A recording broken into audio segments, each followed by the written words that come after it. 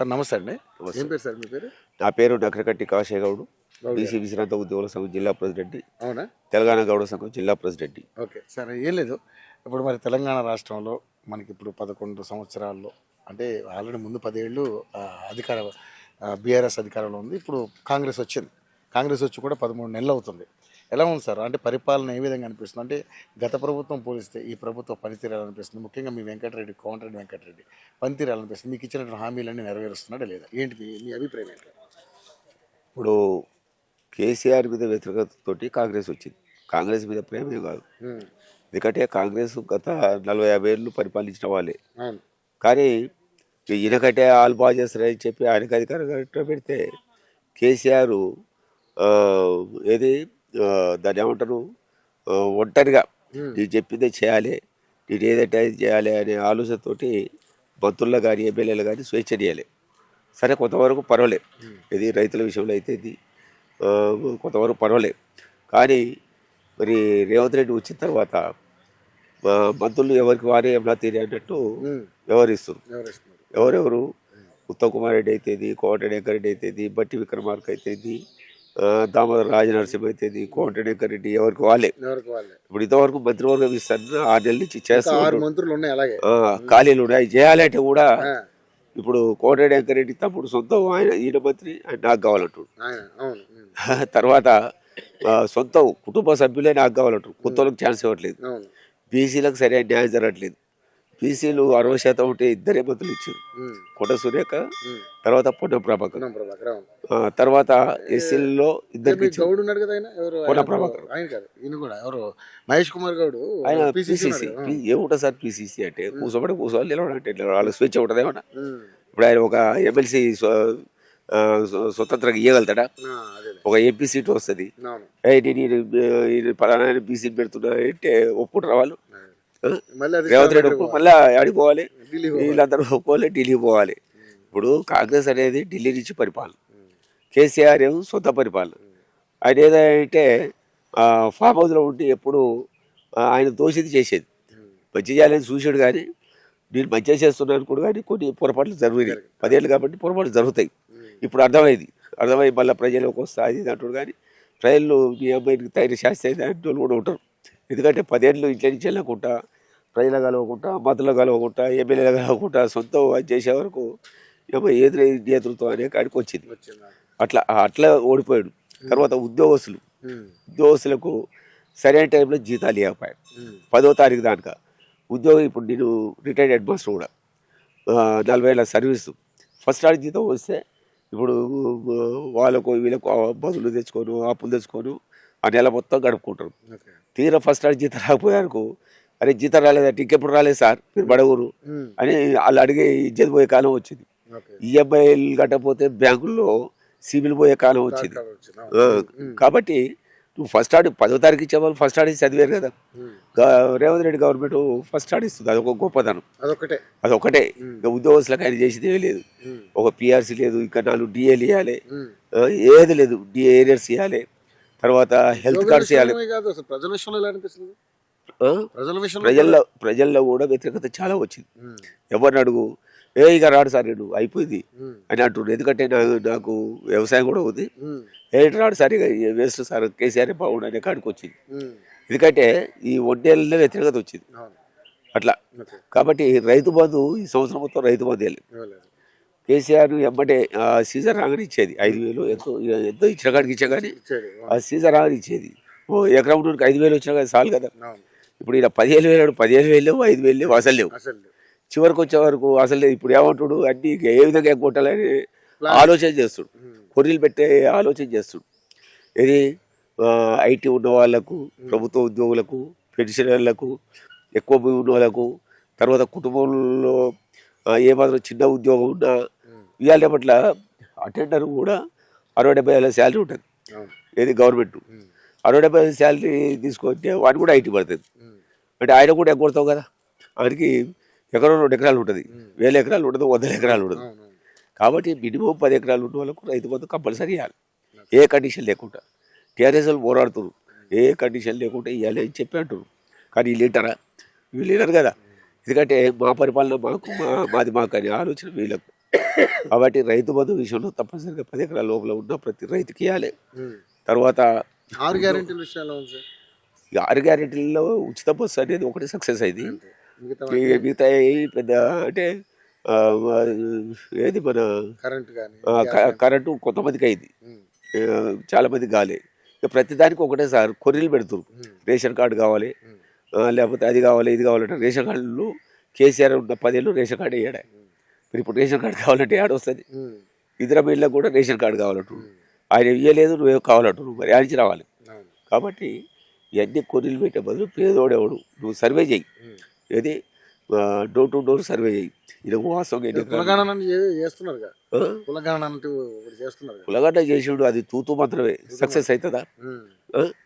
కాదు. ఎందుకంటే 60% ప్రతి ఊళ్ళో మీరు అడగండి, బీసీలు 60% అనేది ప్రతి ఒక్కరు తెలుసు. అన్ని కులాలు కలిపి బీసీలు 60%. నువ్వు ఏ ఊరికైనా పో, ఓసీలు 60% ఊరైనా 50% ఊరా, 30% ఓసీ ఉన్న ఊరు ఒక్కటి చూపెట్టు, దేనికైనా సిద్ధమే. 60% తక్కువ. ఇప్పుడు పద్మశాలీసు, గౌడ్సు, యాదవ్సు, ముడ్డు కాపు, ముదిరాజు, అన్ని కులాలు కలిపి ప్రతి ఊళ్ళో ఉంటారు. వాళ్ళు ఉత్పత్తి కులాలు, ఎవరి పని వాళ్ళు చేసుకుంటారు. కాబట్టి 60% పైనే ఉంటారు కానీ లోపల ఉంటారు. ఇప్పుడు మా గౌడ్స్ ఊరు, గౌడు లేని ఊరు ఉండదు, ప్రతి ఊళ్ళో గౌడు ఉంటారు. కానీ వాళ్ళకు కేసీఆర్ కూడా మడి చూపించాడు. ఇప్పుడు రేవంత్ రెడ్డి కూడా ఇంతవరకు ఎటువంటి హామీ లేదు. ప్రతి సంవత్సరం మన జిల్లాలో 50-60 మందికి తక్కువ తాళమించబడి చనిపోయే వాళ్ళకి తక్కువ ఉంటారు. 50-60 మంది ఉంటారు. వాళ్ళకి ఎటువంటి ప్రభుత్వ ఇప్పుడు మినిస్టర్గా కోమటిరెడ్డి వెంకటరెడ్డి గారు ఉన్నారు కదా, మరి ఏమైనా మంచిగా చేయట్లేదు. ఆయన ఒక్క చేతులు లేదు కదా సార్, గవర్నమెంట్ చేయాలి. ఏం చేసినా మేము డిమాండ్ పెట్టాం. ఇప్పుడు ఏ వ్యక్తి చనిపోయినా 20 లక్షలు ఇవ్వాలంటారు. 5 లక్షలు అంతకుముందు టీఆర్ఎస్ ముందు 2 లక్షలు ఇచ్చేది, టీఆర్ఎస్ గవర్నమెంట్ 5 లక్షలు చేసింది. మినిమం 10 లక్షలు అంటే ఇవ్వాలంటారు. ఆ కుటుంబం ఇప్పుడు ఆయనకు పేదోడు, వాడు తాళ్ళెక్కి పొద్దుగా తాళ్ళెక్కి ఐసీసీలో పైసలు కళ్ళమ్ముకొని భార్య పిల్లలు అదేవాడు. వాడు చనిపోతే మరి ఎట్లా బతకాలి? కాబట్టి కోమటిరెడ్డి గారు ఏమైనా సపరేట్గా చేస్తామంటారు, చేస్తామంటారు కానీ ఇక అది చేసినప్పుడు కదా లెక్క. కాబట్టి ఏదేమైనా గత ప్రభుత్వం పోలీసు ప్రభుత్వం ఎలా అనిపిస్తుంది? ఇక ఒకటే సార్, ఇప్పుడు అప్పుడేమో కేసీఆర్ ఎంతో, ఇప్పుడు వీళ్ళంతే. ఈ బీసీలకు పేదోళ్ళకు న్యాయం చేసేటటువంటి వాళ్ళు బహు తక్కువ. ఎంతసేపు ఉన్నా వాళ్ళ ఫైర్ వీలు. ఇప్పుడు నల్గొండ చూడండి, నల్గొండలో ఎవరి కాడికి పోవాలి? వెంకరెడ్డి కాడికి పోవాలి. వెంకరెడ్డి కాడికి పోవాలంటే ఆయన అనుయాల కాడికి పోవాలి. ఆయన అనుయాల కాడికి పోతేనే పని అవుతుంది. నేను ఇంత పని చేసినా పోతే మొగమే చూడాలి, మొగమే చూడాలి. ఇప్పుడు నేను మన ఆటఫుల్ గారే భూపారెడ్డి కంటే వెంకరెడ్డి చల్లన ఎవరు అని చెప్పి డోర్ టు డోర్ తిరిగిన మా కమ్యూనిటీలో చెప్పిన, మా ఏరియాలో నమస్కారం సార్ అంటే నమస్తే కూడా పెట్టాడు. ఏం చేస్తాం మనం? ఎందుకంటే వాళ్ళకి ఇప్పుడు మాతో అవసరం లేదు. మళ్ళీ ఎలక్షన్లప్పుడు ఏమని కాశే గారు బాగురా వ్యవసాయ నీకు సపోర్ట్ కావాలని వస్తారు.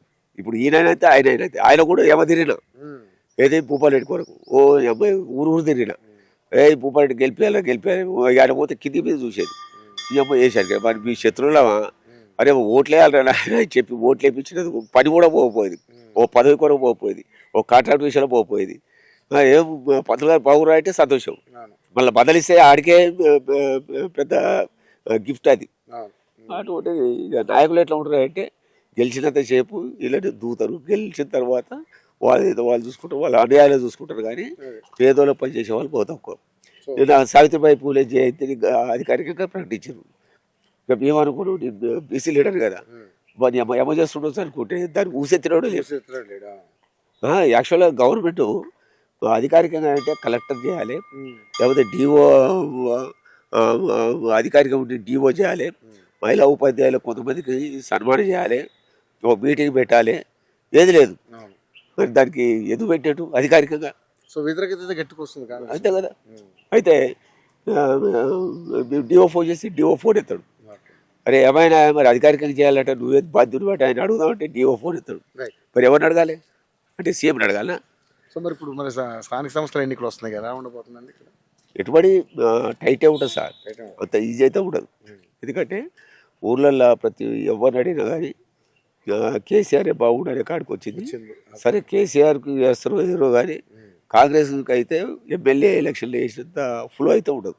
ఎందుకంటే నల్గొండ జిల్లా చూడండి, ఏ ఎమ్మెల్యే కూడా 40,000 ఓట్లకు తక్కువ మెజార్టీతో గెలవలేదు. ప్రతి ఒక్కరు 40,000 50,000. అసలు రఘువీరెడ్డి ఎవరండి? రఘువీరెడ్డి 5 లక్షల మెజార్టీతో ఎట్లా గెలిచాడు? ఆయన స్వాతంత్ర కొరకు పోరాడా లేకపోతే ఆయన ఏమన్నా ఎంపీ? ఆయన ఒక సర్పంచా, ఓ ఎంపీటీసా, ఓ ఎమ్మెల్యే? జాడాడు కొడుకు అయినంత మాత్రం 5 లక్షల పైన ఓట్ల మెజార్టీతో గెలుస్తావా? డబ్బులు ఎవరికి 1000 2000 3000 డబ్బులతో గెలుస్తావు. డబ్బులు లేకపోతే గెలువు. నువ్వు డబ్బులు పెట్టకు.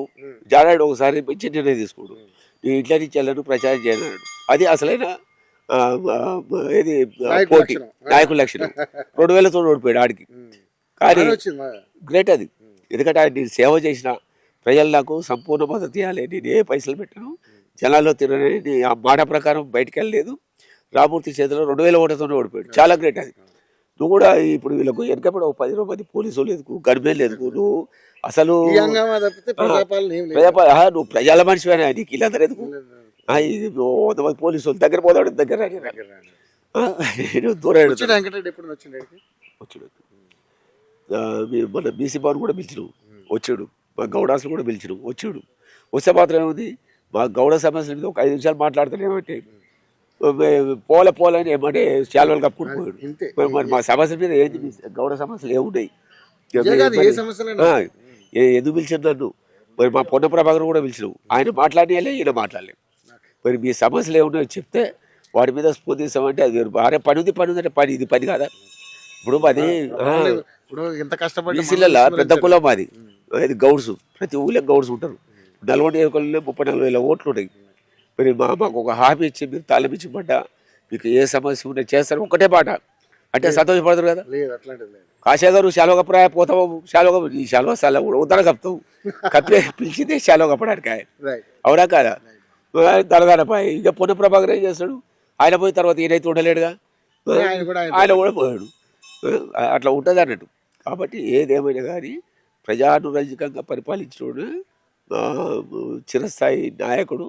వాళ్ళని ఎప్పుడు జ్ఞాపకం ఉంచుకుంటారు. ఈ డబ్బులతో కొంతకాలమే. ఇప్పుడు బీసీలు ఎస్సీలు కూడా బాగా చదువుకుంటారు, వాళ్ళు కూడా ఆలోచన చేస్తారు. ఏది ఏది ఒకప్పుడు అంటే చెప్తే వేసేది, ఇప్పుడు చెప్తే కాదు. మనం చెప్పినానుకో, ఈయన ఆయన కాడేమో దిగినట్టుది, ఈయన డబ్బులు తీసుకున్నట్టుది, అందుకనే ఈయన నాకు కొంచెం ఓటే ఉంటుంది, ఈడెవడా నాకు చెప్పానే కాడికి వచ్చారు. కాబట్టి ఎవడు అసలైన నాయకుడు, ఎవడు మనకు సహాయం చేస్తాడు, ఎవడు మంచోడు అని చెప్పి ఆలోచన చేసి చైతన్యం చాలా వరకు వచ్చింది. ఇంకొక 5-10 ఏళ్ళు, ఇప్పుడు సరే నాకు 65 ఏళ్ళు, ఇంకో 5 ఏళ్ళు కావచ్చు, 10 ఏళ్ళు కావచ్చు. మీరు కూడా చిన్నప్పుడు చెప్పినట్టు వేసేది. ఇప్పుడు ఆలోచిస్తున్నాం. మా పిల్లలు వాళ్ళ పిల్లలని ఆలోచన చేసి చివరికి అనుకూలమైన వాళ్ళకే ఓట్లేసి గెలిపించుకున్న స్థాయి వస్తుంది. ఇప్పుడు employees sir, BC retired employees forum జిల్లా ప్రెసిడెంట్ నేను. ఇప్పుడు డిఎల్ ఏమవుతుంది, ఆయన ఇచ్చిన దాంట్లో మొన్న ఒకటే డిఏ ఇచ్చాడు మొన్న. అది అడగ సంవత్సరంలో. అప్పుడు ఏమన్నాడు, ఎమ్మటే అధికారులు రాగానే మీ డిఏలు, పిఆర్సి, మీ హెల్త్ కార్డ్స్ అన్నీ. ఇప్పుడు ప్రభుత్వ ఉద్యోగులు ఏముంటాయి? చిన్న చిన్న కోరికలు. డిఏలు ఇవ్వాల్సినట్టు ఇవ్వాలి కాకుండా ఇక్కడ వాళ్ళకి ఇవ్వాలి. పెన్షన్లు వస్తున్నాయి, పెన్షన్ వస్తున్నాయి. పెన్షన్ రాదనుకోండి, పెన్షన్ వస్తుంది మామూలుగా. ఇది వృద్ధాప్య పెన్షన్ అయిరావు, ఎందుకంటే రిటైర్డ్ ఎంప్లాయీ కదా. ఇప్పుడు డిఏలు లేట్కి చెప్పాలి, ముద్దలు తెచ్చినావు అనుకో, మాకైతే డిఏలు వచ్చినా అని సంతోషపడతాడు. నువ్వు ఇవ్వాల్సినవి అయ్యి, నువ్వు కొత్తగా ఇచ్చేదే కాదు. పిఆర్సీ రాగానే ఇస్తాను. ఇప్పుడు 13 ఏళ్ళు అవుతుంది, ఇంతవరకు దాన్ని ఊసేలేదు. లోడ్ బడ్జెట్ ఉంటుంది. మరి హామీలు ఎవరు ఏమను? హామీలు ఎందుకు ఇచ్చినట్టు? హామీలు ఎందుకు? ఆయన 10,000 ఇస్తానంటారు, 15,000 ఇస్తారు. ఇస్తాటివి ఆయన లచ్చ అంటే నువ్వు 2 లక్షలు అంటే వేలపడబాడిరు. అంతా ఆయన లక్ష రుణమాఫీ అంటే 2 లక్షల రుణమాఫీ అంటే అధికారం కొరకు అంటే మీ ఇష్టం వచ్చినట్టు హామీలు ఇస్తారు. ఇప్పుడు పరిపాలన లోడ్ బడ్జెట్ ఉంటుంది, తెలియదా? ముందు కూడా తెలుసు కదా. అదేవిధంగా హెల్త్ కార్డు సార్ ముఖ్యంగా. ఇప్పుడు వెనుకట ఎప్పుడో 2 లక్షలు ఇది రియంబర్స్మెంట్, ఇప్పుడు అదే 2 లక్షలు. నా ఉద్యోగం కొత్తలు ఎక్కినప్పుడు 2 లక్షలే, 40 ఏళ్ళు సర్వీస్ చేసినా ఇప్పుడు రిటైర్డ్ అయ్యి 7 ఏళ్ళు అవుతుంది, ఇప్పుడు అదే 2 లక్షలు. ఇప్పుడు క్యాన్సర్ పేషెంట్ ఉంటాడు, లక్షలు పెట్టాలి. నేను క్యాన్సర్ పేషెంట్ని 10 ఎకరాలు అమ్మి ట్రీట్మెంట్ తీసుకున్నాను. 10 ఎకరాలు అంటే 34 లక్షలు పెట్టినా. అదే మరి రియంబర్స్మెంట్ ఇస్తే, హెల్త్ కార్డు ఇస్తే 1% కడతాను, పర్వాలేదు. అంటే ట్రీట్మెంట్ తీసుకొని రేపు సోమవారం పోవాలి. కీమో తీసుకుంటున్నా, కీమోథెరపీ. ఒకటే సార్ ఇప్పుడు 1% కట్టుకొని కార్పొరేట్ స్థాయిలో వైద్యం అందించాలని మా ఎన్జిఓస్ అయితే టీచర్స్ అందరూ అంటారు. దాని మీద స్పందన లేదు. 1% అయినా కొన్ని నెలకు 34 కోట్లు అవుతాయి, మామూలు ఎవరం కాదు. ఆ పైసలే ఇంకోటికి ఇవ్వాలి. ఇప్పుడు అందరికీ జమ చేసి వేరే వాళ్ళకి ఇవ్వాలి. అది ఇవ్వలేకపోతుంది, పిఆర్సీ ఇవ్వలేకపోతుంది, డిఎల్ ఇవ్వలేకపోతుంది, ఏది ఇవ్వలేకపోతుంది. పని చేసుకో, పని చేసుకో. ఇప్పుడు అవినీతి ఏమైనా తగ్గింది? అవినీతి ఏం తగ్గలేదు, అవినీతి కూడా బరాబర్ ఉంది. ఇప్పుడు పోలీసు వాళ్ళు కాడిపోతే నీ పుణ్యానికి వచ్చినారా నాయన, 5 లక్షలు ఇచ్చి ఎస్ఐకి వచ్చినా, 10 లక్షలు ఇచ్చి సిఐకి వచ్చినా వాళ్ళే చెప్తున్నారు. ఎందుకు సార్ న్యాయం చేస్తారని? ఏ న్యాయం చేస్తావా? అక్కడ మంత్రి ఊకుంటలేడు, ఎమ్మెల్యే ఊకుంటలేడు, ఏం చేయాలి అని చాలా మంది. కాబట్టి ఏదేమైనా కానీ ఉద్యోగులకు కూడా నువ్వు పని చేయించుకో, జీతాలు తప్పు చేస్తే శిక్షిస్తు అట్లా. అదేవిధంగా రైతులకు కూడా ఇప్పుడు నిన్న నరేంద్ర మోడీ డిఏపికి 350 రూపాయలు సబ్సిడీ ఇచ్చాడు. ఆయన అడగకపోతే 6,000 బదులు 10,000 చేసాడు. ఇది రైతు భరోసా. ఆయన హామీ ఏమి ఇవ్వలే. దేశం మొత్తం వీళ్ళు ఒక రాష్ట్రానికే పైసా ఆర్డరు. దేశానికి మొత్తం, దేశంలో ఎంతమంది సన్నకారు రైతులు వాళ్ళందరికీ బ్యాంకులలో వద్దనగానే వేస్తుండు. ఇదివరకు 6,000 వేసాడు, ఇప్పుడు 10,000 వేస్తుంది. చాలా గ్రేట్. నరేంద్ర మోడీ వచ్చిన తర్వాత స్థానిక సంస్థల ఎన్నికలు బీజేపీ బాగుంటుంది ఇక్కడ సార్. ఇప్పుడు బీజేపీ మొదటి నుంచి గ్రౌండ్ స్థాయిలో లేదు కాబట్టి ఇప్పుడు యూత్లో అయితే విద్యావంతుల్లో జన చైతన్యం వచ్చింది. బీజేపీ పర్వాలేదు, అవినీతి లేకుండా పరిపాలిస్తారు అనేది వచ్చింది. అందులో నరేంద్ర మోడీ వచ్చిన తర్వాత మన దేశం చాలా పక్కడబందిగా అభివృద్ధి చెందింది. మన ప్రపంచంలో కూడా భారతదేశం అంటే భయపడే స్థాయికి తీసుకొచ్చింది. ఒకప్పుడు భయపడి బతికేవాళ్ళం. పాకిస్తాన్కు, చైనాకు, జపాన్కు, ఈ శ్రీలంక కూడా భయపడేది, బంగ్లాదేశ్ కూడా భయపడేది. ఇప్పుడు మళ్ళీ చూస్తే అమెరికా వాడు కూడా భయపడే స్థాయికి వచ్చిండు. అంటే ఆ లెవెల్ అభివృద్ధి చెందుతుంది. వీళ్ళేది ఏమనంటే నరేంద్ర మోడీ తిడతారు. ఆయనకి ఏమైనా పిల్లవా, పిల్లలా, ఏమైనా సొంత వాస్తులు ఉన్నాయా? ఇప్పటికీ అన్నదమ్ములు చిన్న చిన్న దుకాణాలు పెట్టుకుని పోతారు వాళ్ళ కుటుంబం. వీళ్ళు అన్నదమ్ములు ఏసీ బిల్డింగ్లలో ఉంటున్నారు. పెద్ద పెద్ద